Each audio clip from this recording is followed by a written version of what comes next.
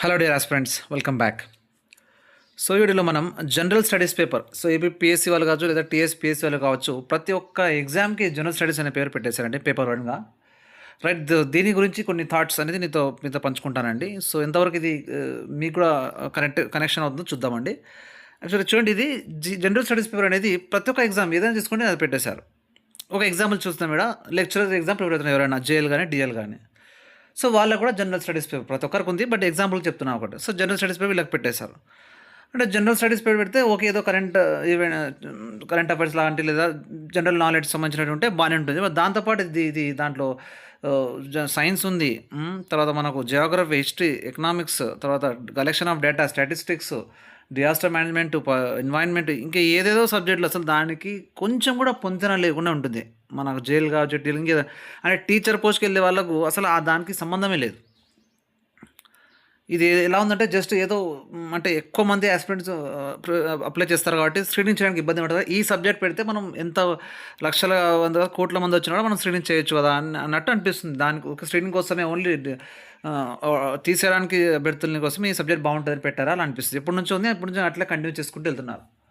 Right, చూడండి, ఇప్పుడు అసలు ఏదైనా కనెక్షన్ ఉండాలి కదా. ఏదో కనెక్షన్ లేకుండా ఉండేది ఏంటి అనుకోవచ్చు, అవగాహన ఉండాలి. రేపు పొద్దున హైయర్ స్టడీస్ టీచర్స్ కాబట్టి ఏం జరుగుతుందో మన సొసైటీ గురించి, కంట్రీ గురించి ఐడియా ఉండాలంటే ఓకే, బాగుంది. కొన్ని సబ్జెక్ట్ వరకు బాగానే ఉంటుంది.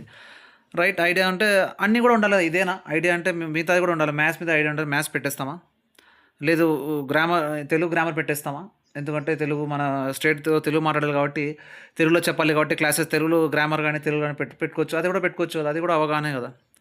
అట్లా అంటే మెడిసిన్ గురించి కూడా పెట్టాలంటే మెడికల్ క్లాసెస్ పెట్టాలి కొన్ని. ఫస్ట్ ఎయిడ్ కానీ ఇంకేదైనా చిన్న చిన్న రోగాల గురించి తెలుసుకోండి, అట్లా కూడా పెట్టాలి. కూడా ఇంపార్టెంటే కదా, అవి కూడా తెలుసుకోవాలి కదా. ఆరోగ్యం మహాభాగ్యం, ఫస్ట్ అదే ఉండాలి కదా. అలా అనుకుంటూ పెట్టి ఏదైనా పెట్టవచ్చు సబ్జెక్ట్స్. అవగాహన అని కాదు, ఇక్కడ ఎంతవరకు అంతవరకే ఉంటాయి. మిగతా ఆ సబ్జెక్ట్లో కనీసం కొంచెం మార్పులు చేసి ఎంతవరకు అవసరం ఉందో అంతవరకే ఉండాలి.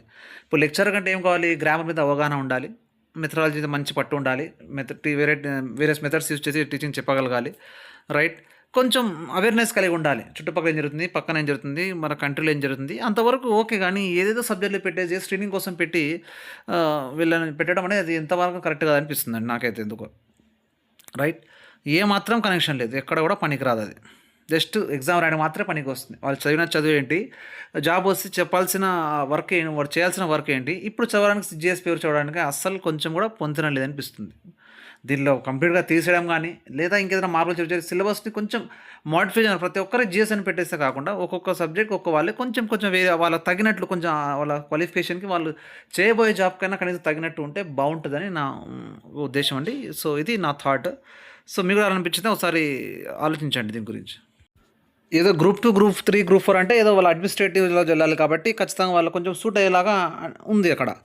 రైట్, బట్ మిగతా వాళ్ళకు ఇప్పుడు టీచింగ్ వెళ్ళడానికి టీచింగ్ ఏం జరిగింది, ముందు టీచింగ్ యొక్క సబ్జెక్ట్ మీద పట్టు, అట్ ద సేమ్ టైం ఆ సైకాలజీ, టీనేజ్లో ఉన్న పిల్లలకు కొంచెం సైకాలజీ ఎలా ఉంటుంది, వాళ్ళు ఎలా డీల్ చేయాలి అనేది అలాంటివి కానీ కొన్ని ఎథిక్స్ వాల్యూస్ కానీ అలాంటివి ఉండొచ్చు. కానీ ఇలాంటివి పెట్టడం అనేది ఎంతవరకు కరెక్టో మరి అర్థం కావట్లేదు. ప్రిపేర్ అవ్వడానికి బరువే కాదు, ఇది అవసరం లేనిది, దానికి సంబంధించిన కానీ పనికి రానిది అన్నమాట. చదివిన తర్వాత దానికి యూస్ఫుల్ కాదు అభ్యర్థులు, మళ్ళీ అది లైఫ్లో ఎక్కడ యూస్ కాదు అలాంటి సబ్జెక్ట్ పెడితే ఇలాంటిది ఇలా ఉందండి.